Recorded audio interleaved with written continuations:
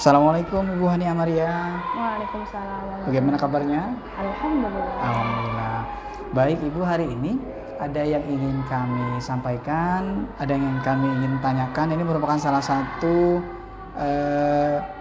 tugas kami di CGP Angkatan 6 Kabupaten Lampung Utara untuk mewawancarai kepala unit. Dan dalam hal ini Ibu kami minta mewakili SMIT Sanubani. Nah, ada beberapa pertanyaan Ibu yang ingin kami sampaikan di sini. Mudah-mudahan nanti saya berharap ada jawaban-jawaban yang bisa Ibu sampaikan dan jawaban itu bisa bermanfaat bagi yang mendengarkannya. Yang pertama, bagaimana dapat mengidentifikasi kasus-kasus yang merupakan dilema etika atau bujukan moral. Jadi kan nanti di setiap unit sekolah itu mesti ada beberapa kasus-kasus. Bagaimana Ibu bisa mengidentifikasi apakah kasus itu termasuk ke dalam dilema etika. Kalau dilema etika itu berarti kan benar lawan benar, atau bujukan moral. Kalau bujukan moral jelas itu benar lawan salah. Nah, yang pertanyaan di sini adalah bagaimana Ibu mengidentifikasi sehingga masuk ke antara kedua tadi, masuk kemana gitu. Gimana Ibu? Bismillah ya.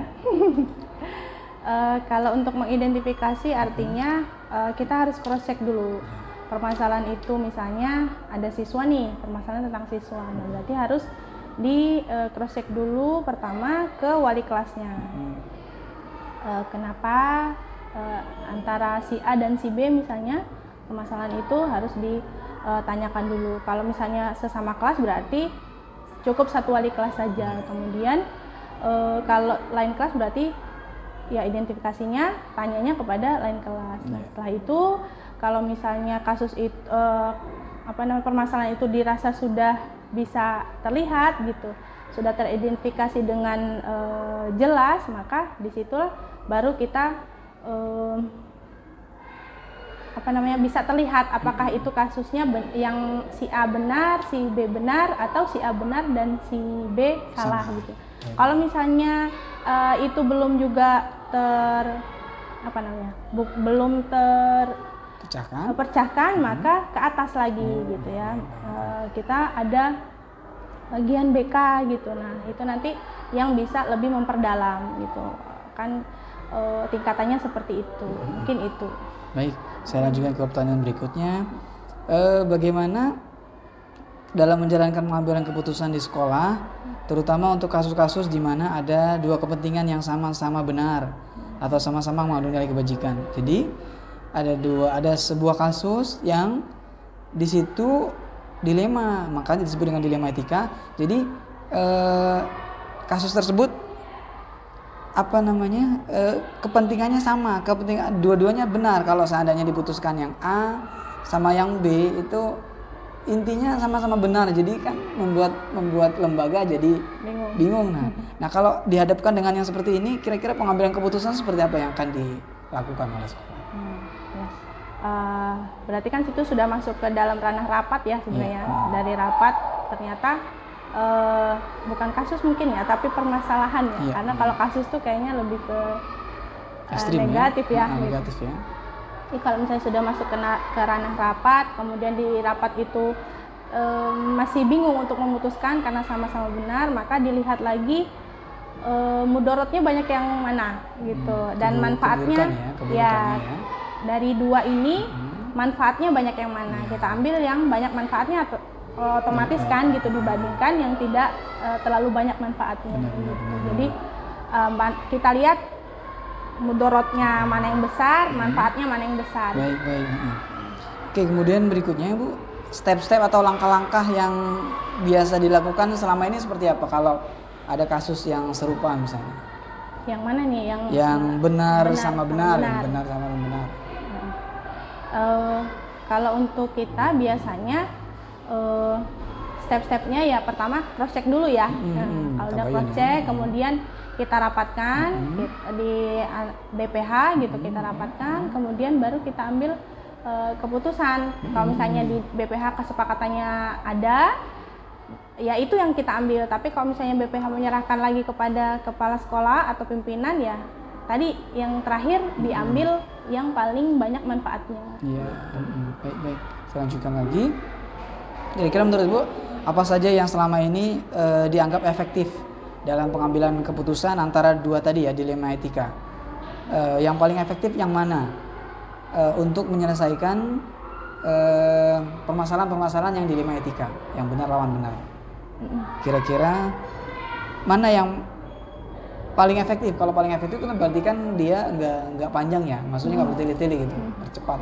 Kira-kira yang mana? Ya itu tadi yang saya sampaikan dari hasil rapat langsung ke BPH itu gitu. Kalau misalnya urutannya lebih panjang, nanti malah lebih lama lagi kalau misalnya harus step-stepnya tuh lama gitu. Nah makanya dari kasus itu dibawa ke BPH. Ya ada wali kelas, kita tanya dari wali kelas, kemudian di situ juga ada isinya ada guru BK ya, kemudian sama BPH yang berkepentingan gitu. Nah dari situlah pengambilan keputusan itu bisa dilakukan. Baik.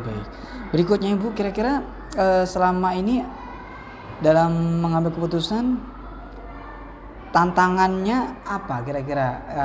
Tantangan dalam menentukan keputusan yang sama-sama benar, yang dilema etika tadi. Tantangannya pastinya dari dalam diri ya. Iya. Kalau udah sama-sama benar itu pasti kan punya yang setiap orang punya, saya pihaknya ke sini, saya pihaknya ke B gitu. Tapi kan sama-sama benar. Makanya seorang pemimpin tuh ya harus siap untuk apa ya? Kok pilihnya itu sih gitu. Harusnya yang ini gitu kan. Nah, itu tantangannya mungkin ya gitu. Jadi ada ketidaksetujuan pasti dari anggota gitu. Tapi itu harus dipertanggungjawabkan. Iya, benar-benar. Keputusan kita apapun yang kita ambil harus dipertanggungjawabkan. Iya. Ya. Selanjutnya, ini kayaknya udah dijawab tadi di atas, memiliki sebuah tata kala. Tata kala itu adalah semacam step-step atau jadwal tertentu dalam sebuah penyelesaian kasus dilema etika. Apakah langsung menyelesaikan di tempat atau memiliki sebuah jadwal untuk menyelesaikannya, bentuk prosedur seperti apa yang dijalankan. Sepertinya tadi sudah disampaikan ya?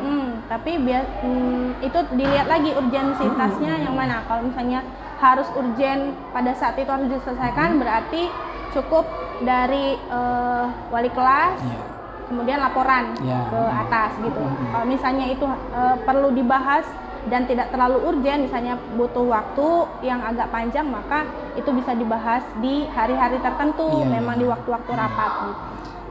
Dikit lagi, dua lagi pertanyaannya. Pertanyaan berikutnya, kira-kira faktor apa saja selama ini yang bisa mempermudah sehingga permasalahan dilema etika itu bisa clear, selesai dengan cepat, selesai tanpa ada masalah gitu.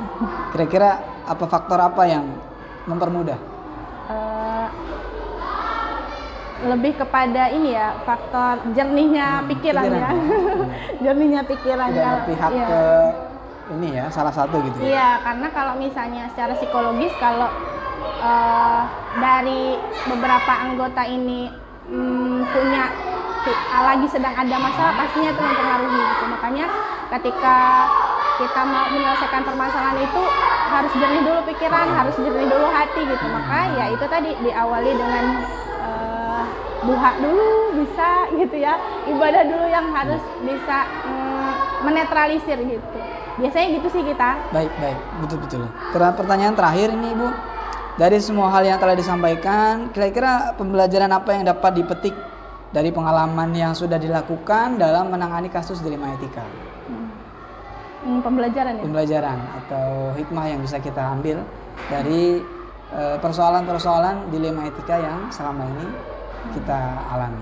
Kalau selama ini saya biasanya dari kasus-kasus ini ya, pembelajaran itu butuh dukungan ya, dukungan dari orang-orang di sekitar kita. Ketika misalnya teman kita atau partner kita itu memang sedang turun gitu ya, tidak stabil, maka butuh dukungan.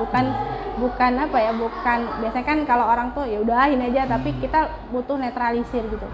Jadi sebenarnya faktor dukungan dari orang-orang dan lingkungan sekitar itu yang sangat berpengaruh terhadap dilema etika tadi ya, Baik, kasus-kasus dilema etika tadi. Baik, Ibu, terima kasih sudah menyampaikan jawabannya beberapa hal tentang, lebih banyak tadi tentang dilema etika ya. Semoga apa yang sudah disampaikan bisa menjadi referensi bagi yang mendengarkan. Terima kasih Bu Ania Maria. Ya. Assalamualaikum. Waalaikumsalam warahmatullahi